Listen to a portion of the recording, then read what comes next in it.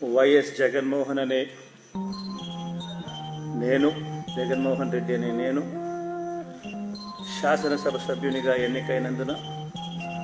శాసనం ద్వారా నిర్మితమైన భారత రాజ్యాంగం పట్ల నిజమైన విశ్వాసం విధేయత చూపుతానని, భారతదేశ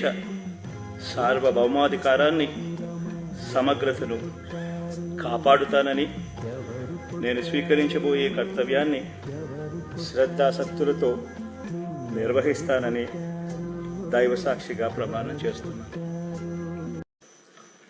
వైఎస్ జగన్మోహన్ అనే నేను జగన్మోహన్ రెడ్డి అనే నేను శాసనసభ సభ్యునిగా ఎన్నికైనందున శాసనం ద్వారా నిర్మితమైన భారత రాజ్యాంగం పట్ల